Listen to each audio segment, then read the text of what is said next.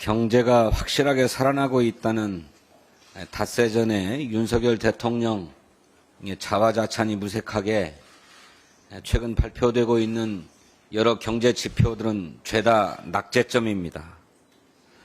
법인세 실적 급감으로 올해 세수 결손은 30조 원을 웃돌 예정이라고 합니다. 법인세율 인하로 세수가 늘 것이다, 이렇게 정부가 장담했는데 과연 그렇습니까? 내년 국고채 발행은 201조에 달할 예정입니다. 올해보다 27%가 더 늘어납니다.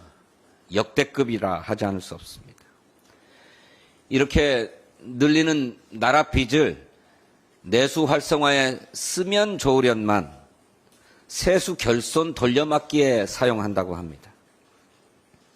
내년도 외국환 평형기금 운용 규모는 올해보다 65조 줄어든다고 합니다. 역대 최대 감소 규모인데 외환 방파제가 무너지는 것 아닌지 우려스럽습니다. 현재 경기를 나타내는 동행지수도 매월 하락하고 있습니다.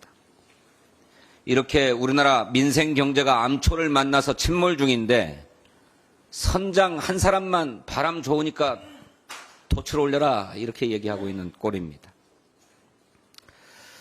당장에 코앞으로 다가온 추석 물가도 참 걱정입니다. 올 여름 기록적인 폭염으로 채소값이 그야말로 금값입니다.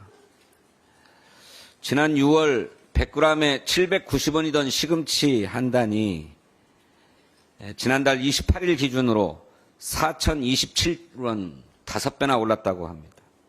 배추는 2배 넘게, 무와 오이도 90%, 73% 인상되었습니다.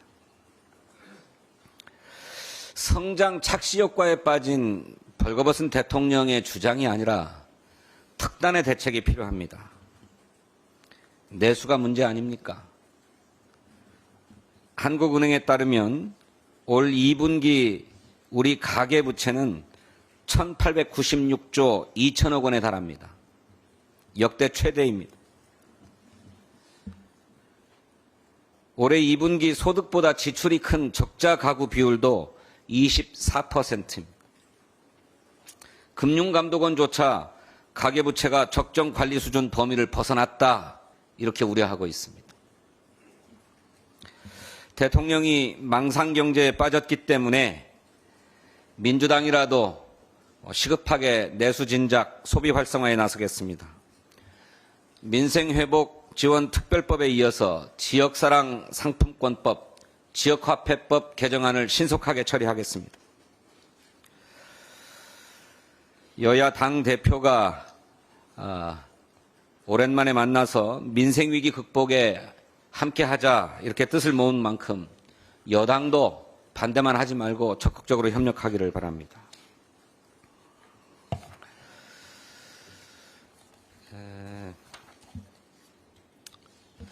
아파도 갈 병원이 없습니다.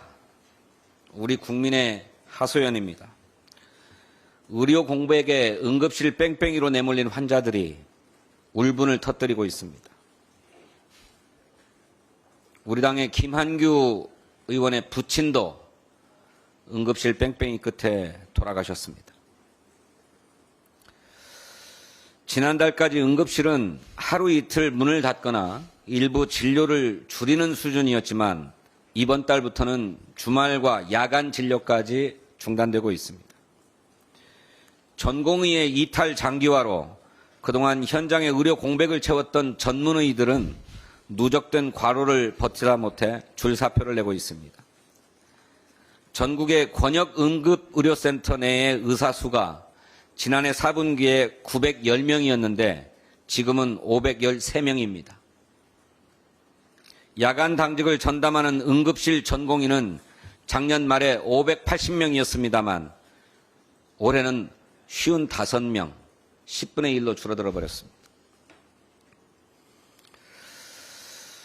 국민은 의료 붕괴의 위기를 겪고 있는 위급한 상황입니다. 그럼에도 윤석열 대통령은 병원에 가봐라. 아무 문제 없다. 이렇게 얘기하고 있습니다. 또 정부의 어떤 장관은 6개월만 버티면 우리가 이긴다. 이렇게 얘기하고 있습니다. 우리나라 의료 시스템이 붕괴될 위기에 처해 있습니다. 국민의 생명과 안전을 지키는 것보다 더 중요한 일이 어디 있겠습니까? 윤석열 정부는 이제라도 정책 실패를 인정하고 국민 앞에 사과해야 합니다.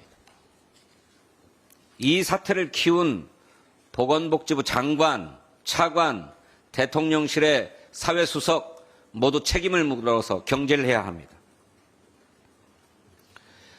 한동훈 대표가 내놓은 이른바 중재안, 2026년도 의대 정원을 원점에서 재검토하고 재조정하자라고 하는 제안이 단칼에 거부당했습니다.